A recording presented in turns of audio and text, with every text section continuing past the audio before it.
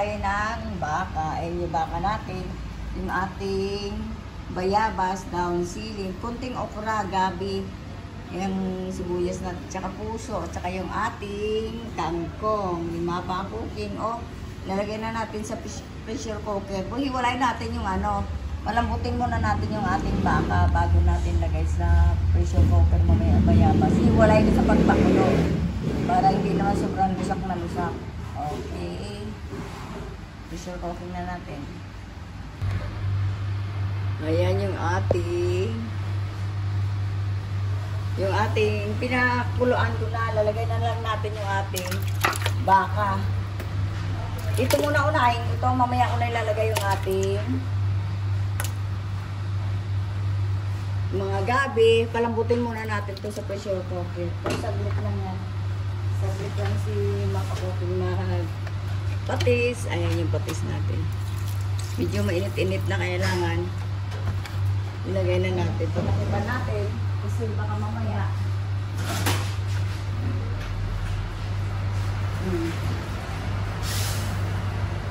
Takipan na natin. Patis lang yan nilagay ko dyan at saka yung ating kasi isisarado natin.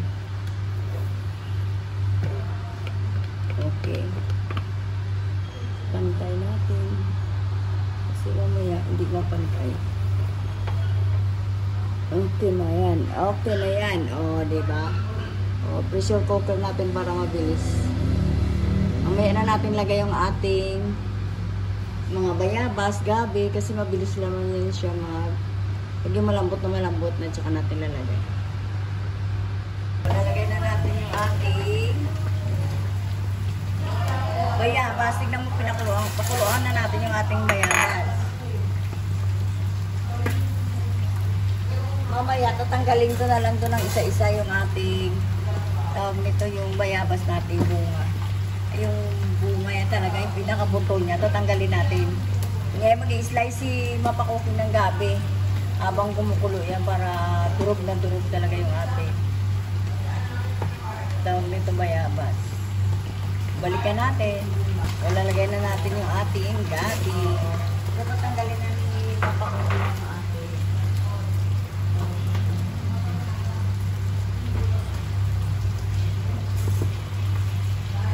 salain natin yung ating buto ng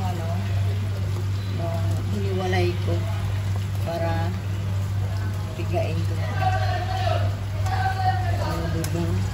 Para hindi na makain yung buto. Yung iba dito biniblender. Tinamad na si mapakukin mag-blender ng ating ayan. Sabayan natin na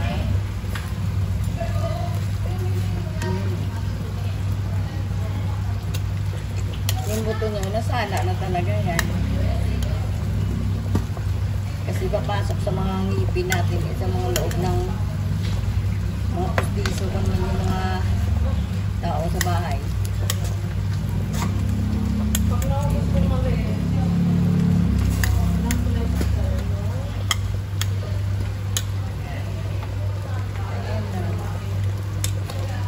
Durugin natin.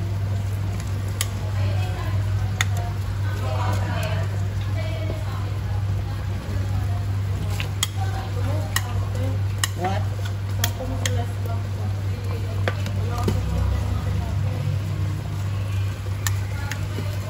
Okay na yung ating. Ayan. Balikan natin. O, transfer natin yung sa natin. Sa pressure cooker natin. Sobrang malambot na ba? Oh, malambot na yung ating baka. Ayan. Sobrang lambot na talaga. Malambot yung ating baka. Nahiwalay na yata eh. Nahiwalay na sa laman yung ating baka.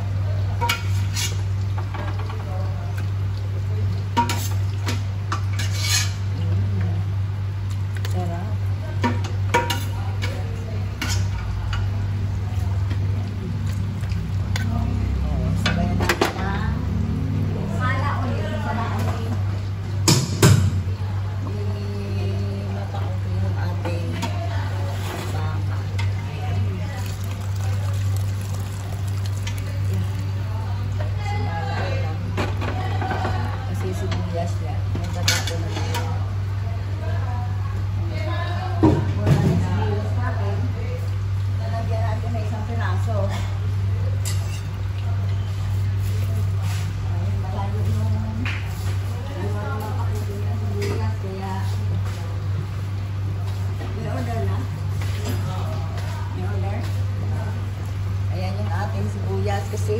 sinala ko yung sibuyas. Ngayon wala na sibuyas. Lalagyan natin. Ayan. Ganyan na magluto ng ating sinigang sa bayabas. Malambot na to. Balikan natin. Lalagay na natin yung ating nandun na kung ano lasa.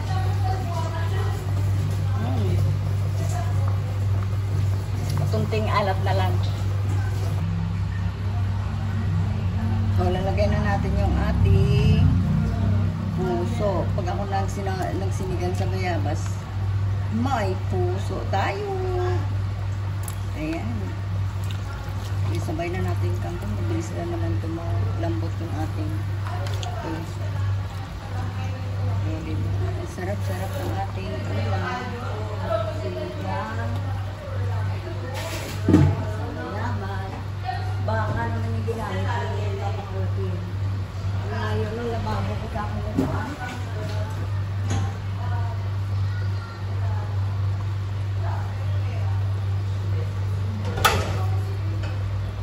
Siguro maglalagay tayo ng asin. Ganyan ng karaming asin. Kasi kulang pa sa alat yung ating asin.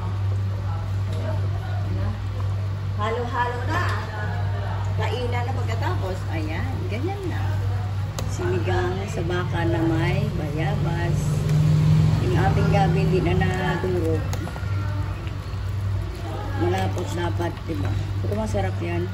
Yung gabi, hindi lusok na lusak. Kasi yung bayabas natin, hindi rin nalusak. Pero nalusak yung buto. Kasi talagang lalasa na siya. Pati balat nilagay ko na, baka hindi umasin. Kaya talagang nilagay ko na pati yung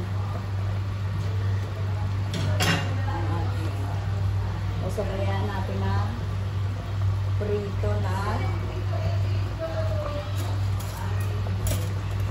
pritong dalagang bukid. Titikman ni Mapakukyo kung masarap na yung ating sinigang sabayan. Uy, ilaw ko yung puso natin. Okay na kahit maya-maya ang konti pa. Hindi naman tayo nagmamadali kasi meron na tayo piniritong isda.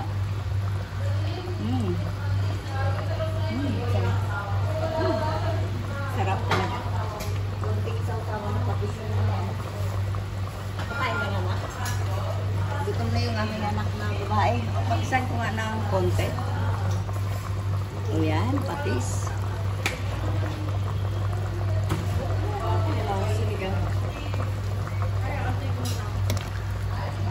Gusto niya talagang antayin niya rin matapos. Yung ating sinigang. Nakasan ko niya ako yung bigutom niya aking anak. Dito pa natin tapos mamaya gagawa tayo ng sausawan na may sili na may patis. Ang sarap. Ayan. Sinasi.